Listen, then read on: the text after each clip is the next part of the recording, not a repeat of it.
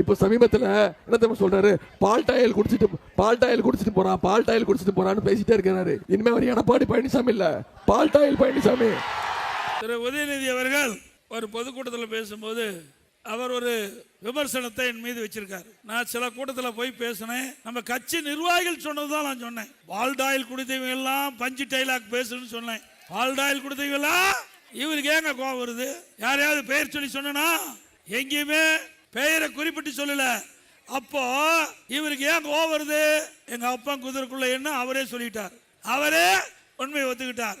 ஆக திரு உதயநிதி அவர்களே, உங்களை நான் குறிப்பிட்டு சொல்லவில்லை. யார் பால் டாயில் கொடுத்தாங்களோ அவர்கள் பஞ்சு டைலாக் பேசுறாங்க. எங்க கழக நிர்வாகிகள் சொன்னாங்க, நான் பேசினேன். அதுக்கு எடப்பாடி பழனிசாமி இனி பால் டாயில் பழனிசாமி, நீ என்ன பேர் வேணா வச்சுக்கியா, அதை பத்தி கவலை இல்லை.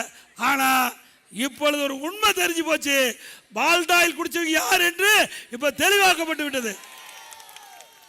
நாம பெயரை சொல்லாம பொதுவா பேசிக்கிட்டு இருக்கிறோம். ஆனா அவர் தன்னை பற்றி தான் பேசுறார் என்று இப்பொழுது விமர்சனம் செஞ்சிருக்கிறார். இதில் இருந்து உண்மை என்ன? அவர் உண்மை ஒத்துக்கிட்டார்ல சொன்னா மகேசன் தீர்ப்பு.